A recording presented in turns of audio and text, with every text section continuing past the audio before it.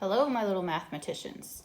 Today, we're going to learn about the 4 different ways that we can do the measure of center. And what that means is when you're given a data set, so a set of numbers, there's different ways that we can define the measure of center, and that is the mean, median, mode, and range. So if you can find the foldable, it looks like this on one side, and then this on the other, that would be fantastic. Okay, so for the mean is the one that we're the most familiar with.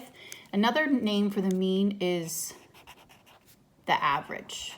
So this is the most common way, but you'll see later on throughout the week that it's not always the most useful.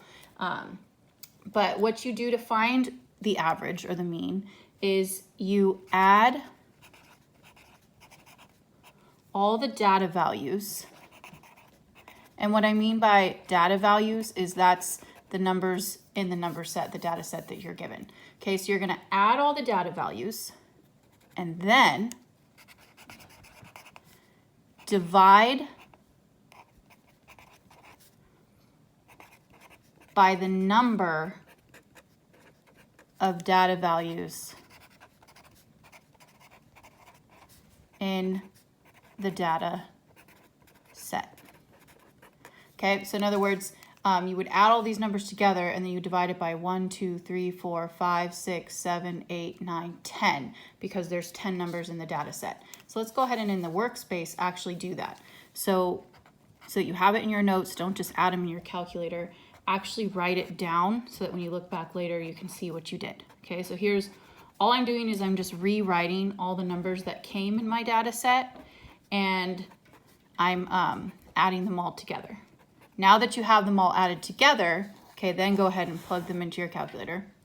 And then again, you're going to divide by 10 because when you count them, there's 10 actual numbers in your set, which brings me to an important point.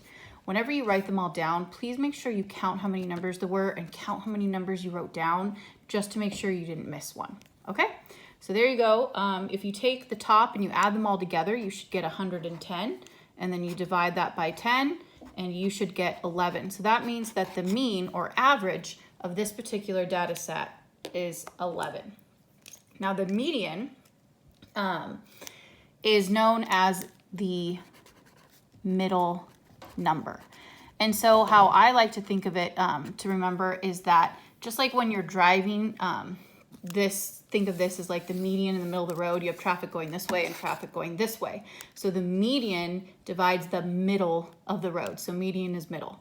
And then mean, this is really mean to make you do. What if there's like 100 numbers in the data set and I made you have to add them all together without a calculator and divide by 10? That would be really, really mean of me, right? So that's how I remember that mean is the average and the process of doing it is mean if you weren't allowed a calculator. Median is the exact middle number, like the median in the middle of the road. Now how you find it is you list all the data values, and here's the most important part for the median. You list them all in order from least to greatest. Okay, so that's what we mean by in order. You list them in order from least to greatest, not the order they're given to you.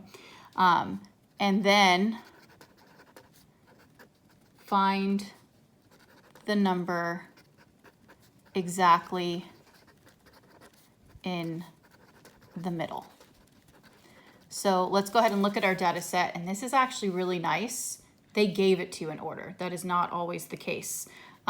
So let's go ahead and write them. You have 4, 6, 8, 8, 9, 11, 14, 15, 17, and 18.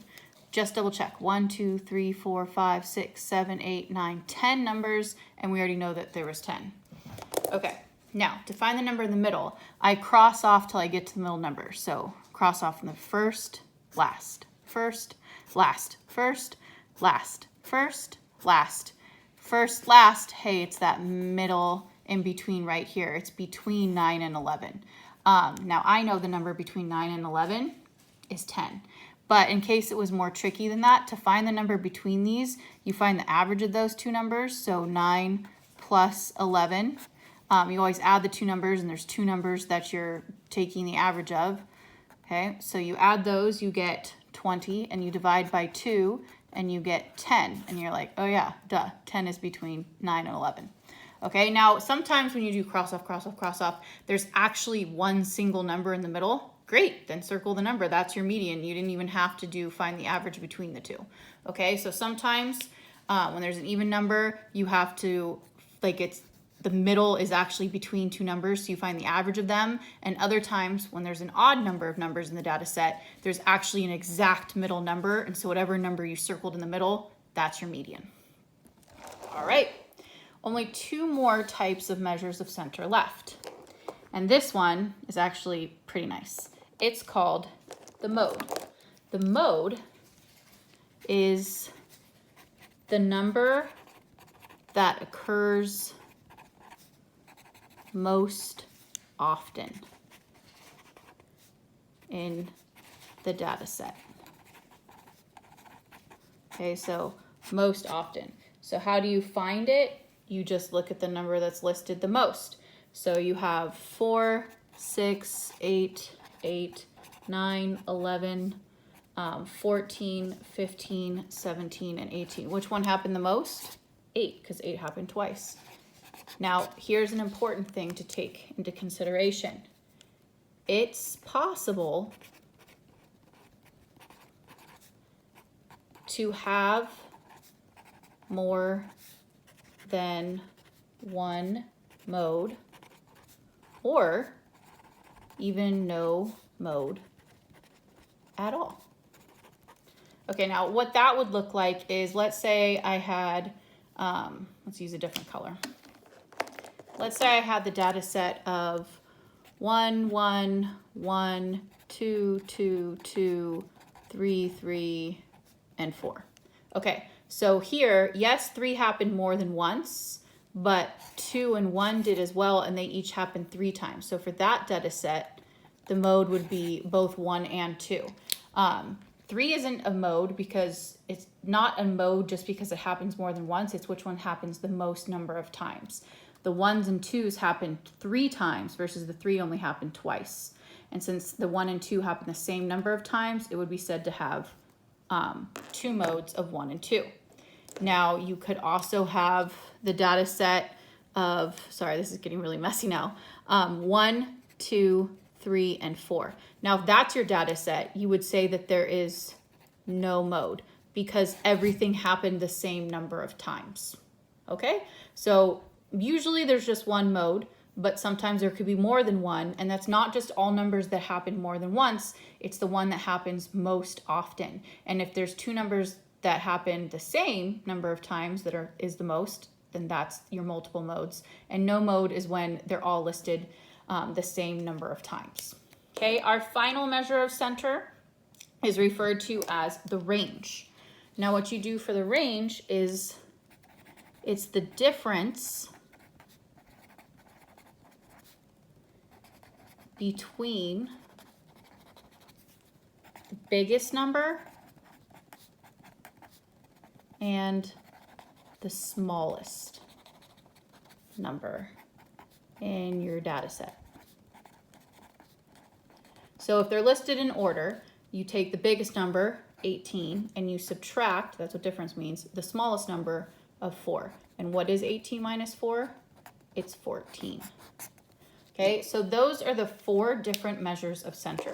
You could either do the mean, which is the most often one that we do, and then the median, and then the mode, and then the range. Now, the one time that the mode is the most efficient way is if you have a data set where almost every single number is the same and there's just a few outliers, well then go with the mode. If it's a normal data set, then you probably want to do the mean if there's no outliers. And what I mean by an outlier is these are all fairly close together, but what all of a sudden if one of them was like 50? Well, that doesn't really work. 50 isn't really close to these numbers, and it's going to end up throwing my mean off a lot. So if I did finding the measure of center by the median, then when I put them all in order from least to greatest, that 50 that's way, way, way out there will end up just getting crossed off, and I'll find the measure of the number in the middle. And so it kind of helps you find the true middle number. If there's not a outlier, then sure, go with the mean. All right, so I hope you now know the difference between mean, median, mode, and range if it ever asks you to find any of those. Good job, mathematicians.